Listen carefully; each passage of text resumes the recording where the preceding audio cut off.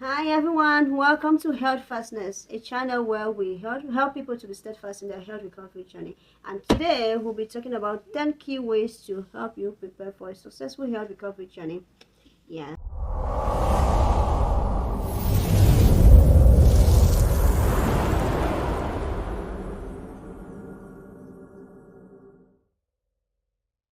So the first one, number one, is to set realistic and personalized goals.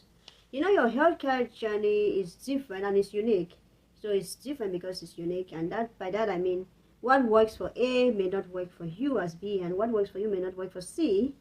And with that, you should be able to set realistic goals and personalized goals for your recovery, because because A got well in like 2 months doesn't mean you will get well in the same 2 months, or because someone took 10 years or even more to recover from whatever, be the stroke, cancer recovery, and other stuff. It doesn't mean you would have to take that long. So know yourself and set personalized goals, because what you can tolerate may not be what the other person was able or is able to tolerate.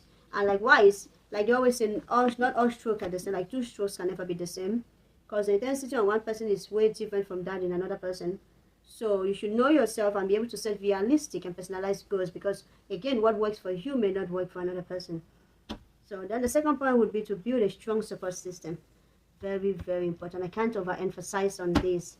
You know, having a strong support system around you, because recovery is not just about your outside or your physical body. It has to do with your mental health. It has to do with the kind of words you hear from people, the kind of people, the things they say to you, how much they encourage you and stuff like that. And if the people around you or who are supposed to be your support system are tearing you down from inside, then automatically your outside you can't really heal up as you're supposed to heal. So you should be able to build a strong support system, because they always say everything that's inside shows from inside out. So if your support system is damaging you from inside, then outside from within you can't really get well fast enough. The third reason would be to educate yourself about your condition. Very important too. There's a saying that knowing the problem is halfway to solving that problem. So if you are aware of your condition, be it stroke recovery, be it cancer recovery, be it osteoporosis, be it whatever, once you're aware of your condition, it's halfway getting you to the cure. Because, oh, if I know I'm big or I'm obese, then I'll know, okay, I'll start to look for possible solutions and be like, okay, maybe if I cut down on my carbs or cut down on this, then it's going to help me with my recovery. I'm not, no disrespect, please. I'm not saying obesity is anything. I'm no disrespect. Yeah, that's just an example. So educate yourself about your conditions. For example, if say let's say you have HIV, for example, there you know that okay, fine. Maybe if I take alcohol or I take cigarettes or I take herbal supplement too much, because there's a belief that, or it is certain, or there's a fact to it that most of our pharmaceutical medications are made from plants, and if you too much take herbal supplement while on an antiretroviral medication, there's a possibility that these two may conflict, as you may end up consuming a plant from your herbal supplement that is a counter reaction, that may cause a counter reaction to your antiretroviral medications. So educate yourself more better about your condition. Know your condition very well. Like for example, as a stroke survivor, I know, okay, stroke, that means my left side, I had left side with paralysis. Okay, fine. Maybe massage could help. Maybe acupuncture could help. Maybe massage, acupuncture. Maybe what's it called? Chiropractic could help. So the more you know your condition, the more aware you are about your condition is going to determine or may help with how fast you recover and how successful your recovery journey would be. The next point would be to prepare mentally and emotionally.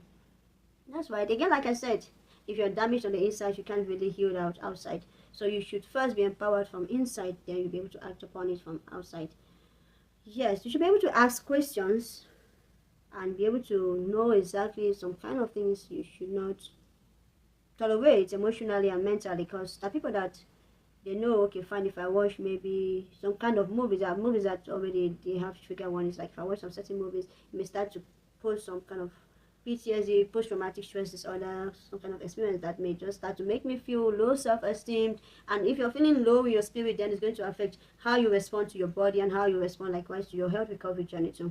So yes, you should be prepared both mentally and emotionally. Try to avoid things like frustration, things like fear, things like anxiety, and even depression, because those things will come up, but you should know how to avoid, if possible, avoid triggers, that things that would trigger such response, or if possible try to limit it, because again you have to be kind to yourself and speak positive words to yourself daily, because again, like I used to quote, there's a saying that says mind what you say to yourself because you are listening. And the next point we have, create a recovery-friendly environment.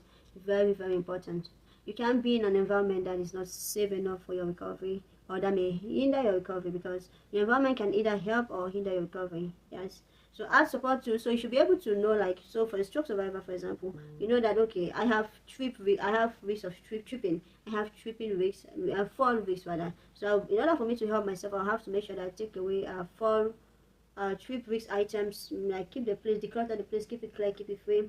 And then things like walking aids, medication organizers, pill boxes, and some other stuff, and furniture that are movable, that furniture that are firm, that will not move for you. Maybe lose your balance, you can at least support and hold on to, so you don't end up falling and stuff. And then make your rest area as peaceful as possible, and always surround yourself with reminders of why photos to keep you going, keep it to organize your care plan and your appointment. So recovery goes like it's more diverse. It's not just stadium, not just specifically pointing towards your outer recovery. Recovery means sticking to your medication, attending doctor's appointments, catching up with your surgeries or whatever thing the doctor wants you to follow up, both in clinic and out of clinic. And as time goes on, you start to qualify for some governmental benefits and some other county-based benefits. So you have to be able to categorize and organize your care plan and your appointment, so you don't end up you don't end up catching one and losing nine. You understand? So you should be able to manage your care plan in a way that you'll be able to at least chronologically, that you'll be able to at least get the benefit of them all.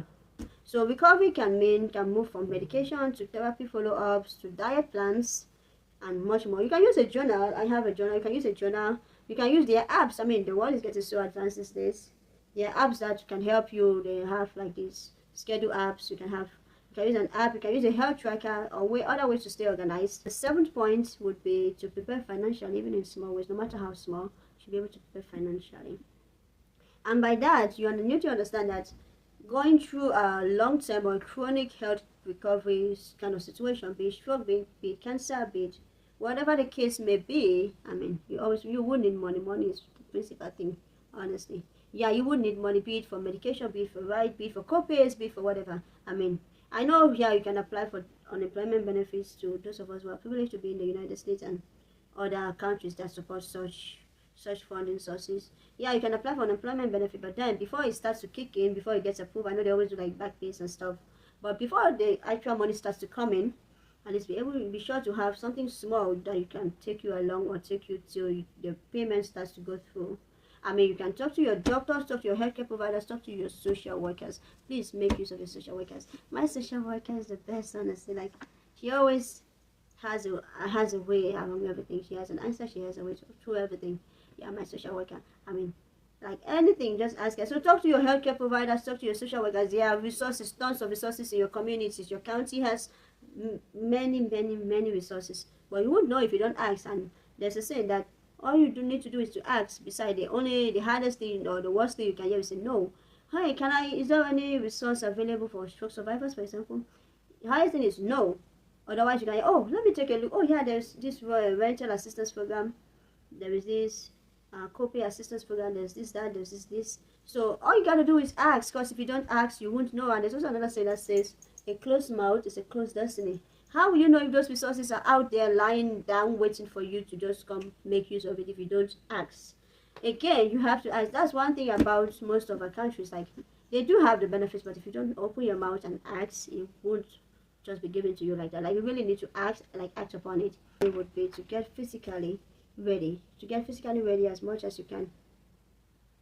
To get physically ready as much as you can. And by that, you should be able to be ready to be a stretch, at least do slow exercises, be it from stretching, be it from maybe walking. You could take short walks in your hallway, or if you live in a home, you could just do like say circles of walk around your yard.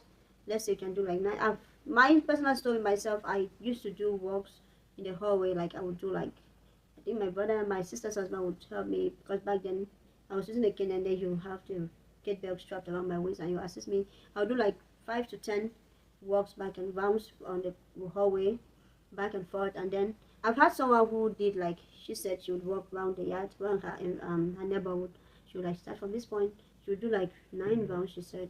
So yeah, so you should be physically ready to get to get going. It could be from walking, stretching, breath work, very important because that helps relaxes you inside. I know, like I said, once you're relaxed from the inside, it's going to help you act better on the outside.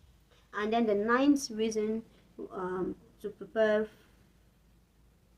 the ninth way to prepare for a successful health recovery journey would be to identify your triggers and your distractions.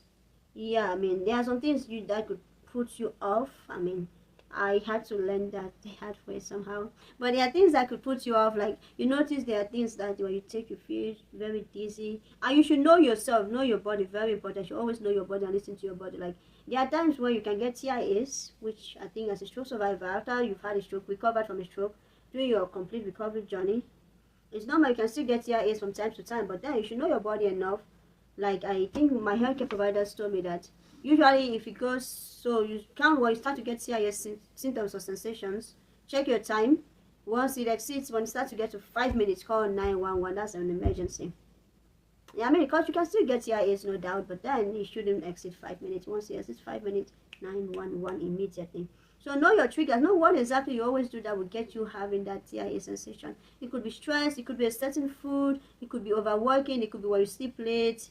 It could be anything. It could be maybe when you meet a certain person, their vibe or the way they talk to you, or they always produce an energy that doesn't really matter or doesn't really match with you and stuff.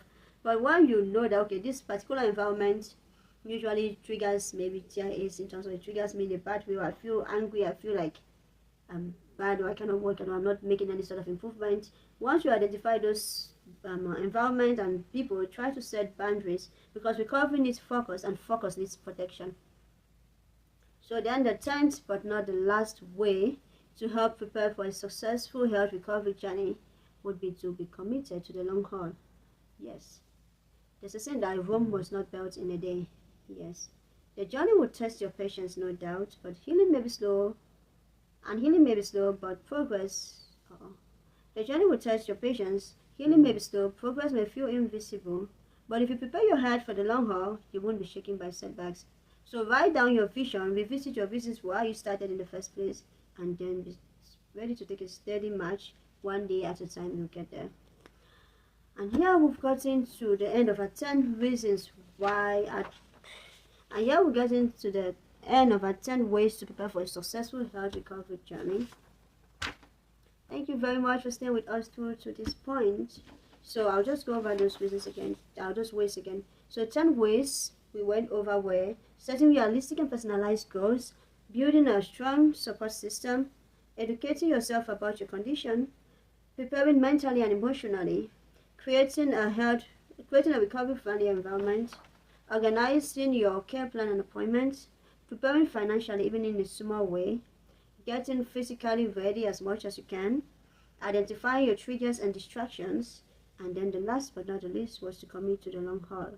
So thank you very much for staying true, and please note that whether you're just beginning your recovery journey, your recovery process, or you're deep into it, Health Fastness is always here to support you, and we're always here to root for you and to celebrate every tiny little win you make.